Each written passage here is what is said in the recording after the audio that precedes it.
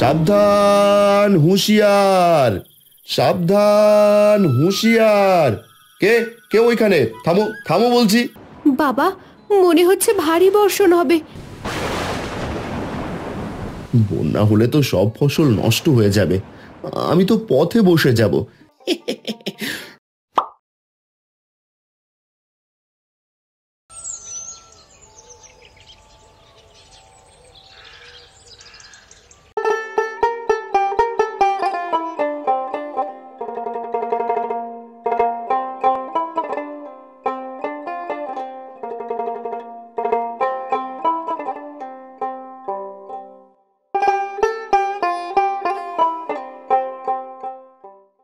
মা, ও মা, খুব ক্ষুধা পেয়েছে।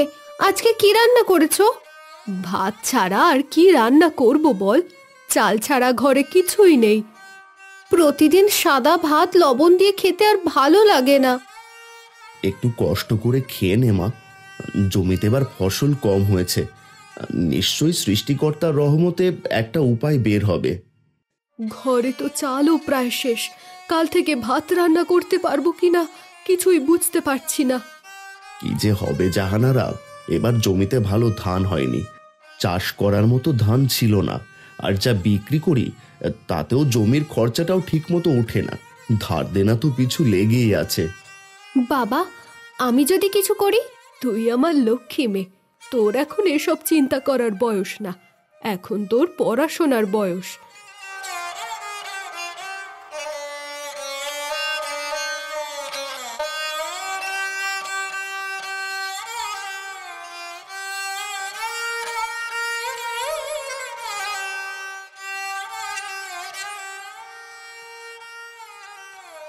এই কথা বলে মিতার বাবা মোবারক চাচার বাড়ির দিকে রওনা দিল।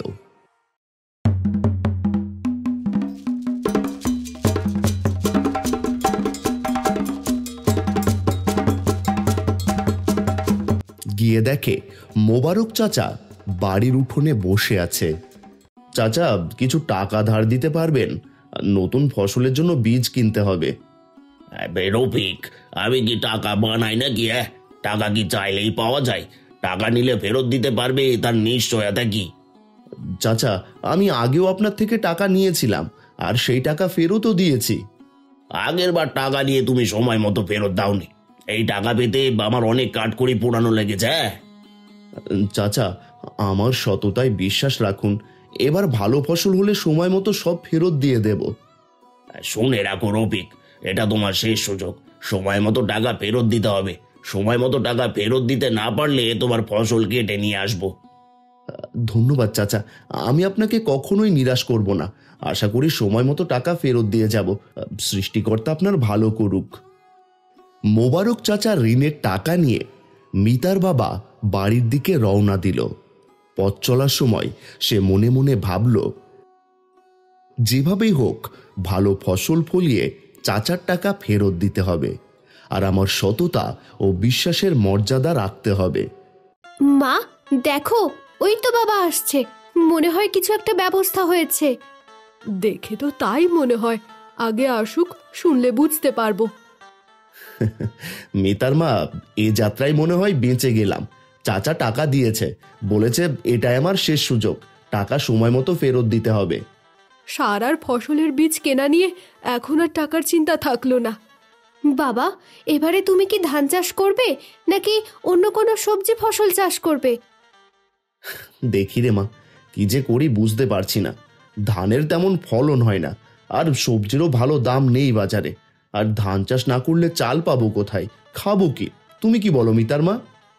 আমি বলি কি, তাহলে প্রতিবারের মতো এবারেও ধান চাষ করো।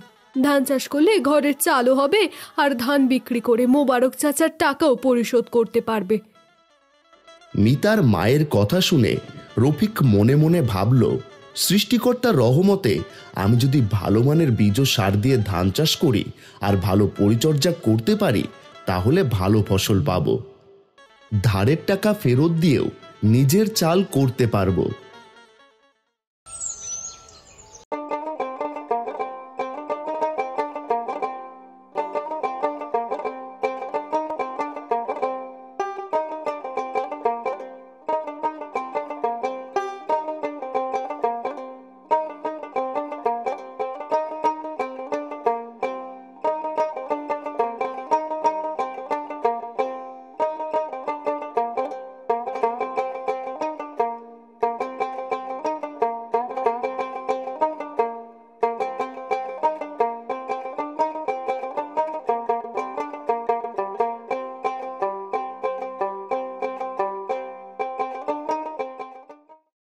বাবা, আমি কি সাহায্য করতে পারি? না মিতা, তোর এখন এসব নিয়ে চিন্তা করার দরকার নেই। বাড়ি যা, মাকে বল রান্না করতে, আর তুই স্কুলে যা, এখন তোর পড়াশোনার বয়স। এই মরা জমি থেকে কি আসবে রফিক? দেখবি সময় শ্রম দুটোই নষ্ট হবে। সত্যি, এ তো জলে টাকা ফেলার মতো। তুমি কি মনে করেছো এখানে ধান ফলবে? কষ্ট না করলে ফল আসবে না। তোমরা তোমাদের কাজে যাও, দেখি দেখি সৃষ্টিকর্তা কি করেন। সৃষ্টিকর্তার উপর বিশ্বাস রেখে রফিক গ্রামের লোকেদের উপহাস সহ্য করল, আর মনের আনন্দে হাল চাষ করে সার ছিটিয়ে ধানের চারা রোপণ করল। সে মনে মনে ভাবল, নিশ্চয় সৃষ্টিকর্তা ভালো ফসল দেবে।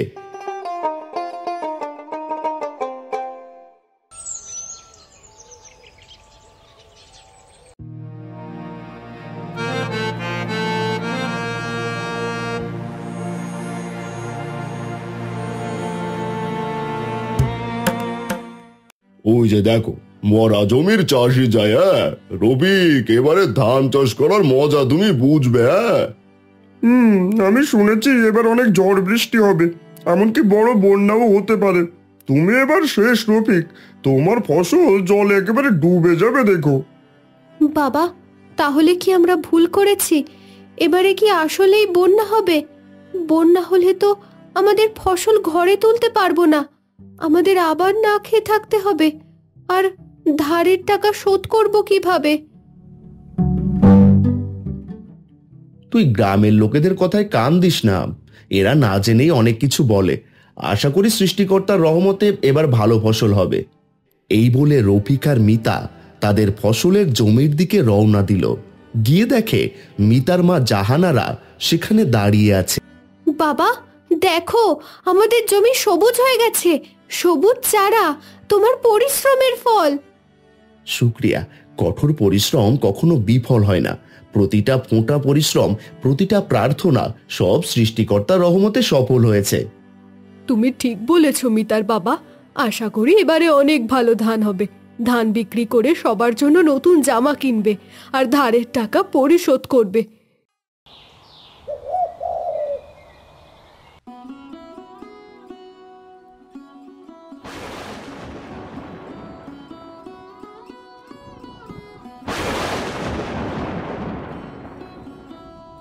আজকে আকাশ খুব মেঘলা লাগছে, মনে হয় ঝড় বৃষ্টি হবে।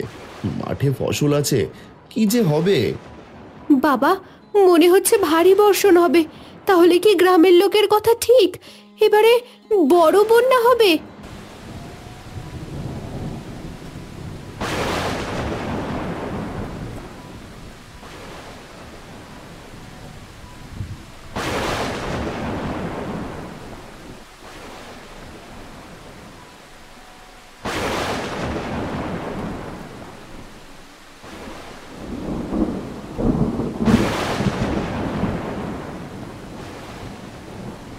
বন্যা হলে তো সব ফসল নষ্ট হয়ে যাবে।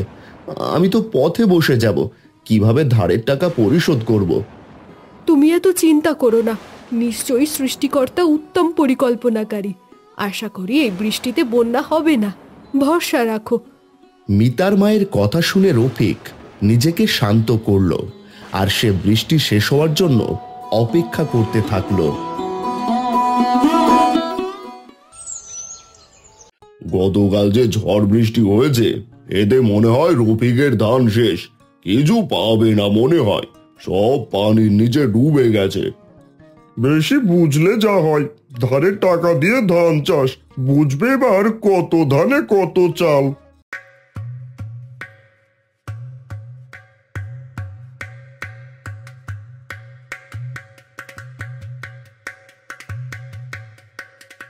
বাবা দেখো, আমাদের জমিতে তেমন পানি নেই।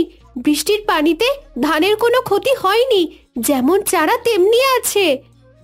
শুক্রিয়া সৃষ্টিকর্তার প্রতি, তিনিই মহান। আমাদের ধান বৃষ্টির পানিতে ভিজে আরো সতেজ হয়েছে। এবার ফলন আরো ভালো হবে মনে হয়। শুনেছো, গত রাতে সালাম চাচার গোয়াল থেকে গরু চুরি হয়েছে, সাথে একটা ছাগলও নিয়ে গিয়েছে। ইদানিং চোরের উপদ্রব বেড়েছে বড্ড। কি বলো? তাহলে তো ঘরে বসে থাকা যায় না। আমাদের ফসল এখন ঘরে তোলার সময়, এই সময় ধান চুরি হতে পারে। বাবা, তুমি তাহলে মাঠে গিয়ে ফসল পাহারা দাও। কোনোভাবেই পরিশ্রমের ফসল চুরি হতে দেওয়া যাবে না। এই বলে মিতার বাবা ফসল পাহারা দিতে মাঠের দিকে রওনা দিল।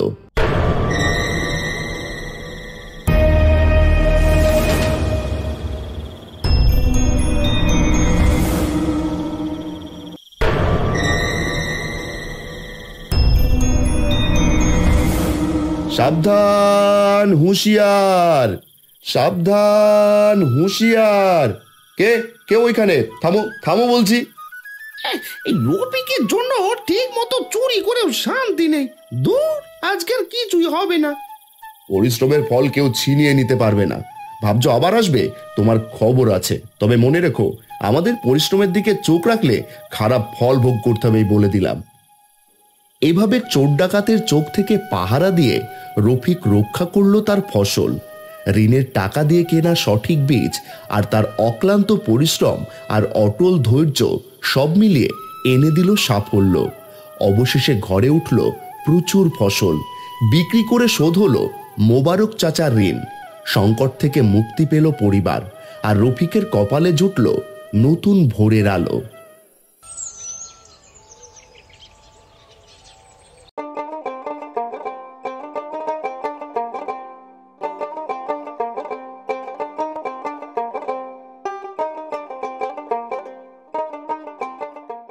তোমার মতো শত পরিশ্রমী মানুষকে সাহায্য করা সত্যি গর্বের বিষয়। চাচা, মানুষের বিশ্বাসই তার বড় শক্তি। সততার পরিশ্রম কখনো বৃথা যায় না। রফিক ভাই, আপনি আমাদের অনুপ্রেরণা। আপনার মতো কঠোর পরিশ্রমী মানুষ দেখে আমরাও সাহস পাই। আপনাকে দেখে আমরাও শিখব। জীবনে কষ্ট থাকবেই, তবে হাল ছাড়া যাবে না। বাবা, আমি বড় হয়ে তোমার মতো পরিশ্রম করব। ঠিক আছে লক্ষ্মী মেয়ে, তুই আরো ভালো করবি। তোর পরিশ্রম আমাকে গর্বিত করবে। রফিক ভাই, এবার আপনার আরো জমি বর্গা নিয়ে চাষ শুরু করা উচিত। আপনি চাইলে সে সুযোগও আছে, আর আপনি জানেন কিভাবে সফল হতে হয়। ঠিক বলেছ, আমি আরো বড় হতে চাই। কঠোর পরিশ্রম আর ধৈর্য আমাদের নতুন পথ দেখাবে। আমাদের সংসারে আজ সত্যিই শান্তি ফিরেছে। সবাই সুখী। হ্যাঁ, পরিশ্রম আর সততায় আমাদের পথ দেখিয়েছে। জীবনের সঠিক লক্ষ্য ধরে এগোলে দারিদ্র্য কষ্ট দুটোই দূর হয়। রফিকের গল্প আমাদের শেখায়, পরিশ্রম কখনো বিফলে যায় না। জীবনের কোনো অবস্থায় স্থায়ী নয়। নিজের চেষ্টায় যে কেউ পরিবর্তন আনতে পারে। পরিশ্রম আর সততায় জীবনের আসল শক্তি। সঠিক সময়ে সঠিক কাজ করলে দারিদ্রতা দূর হয়।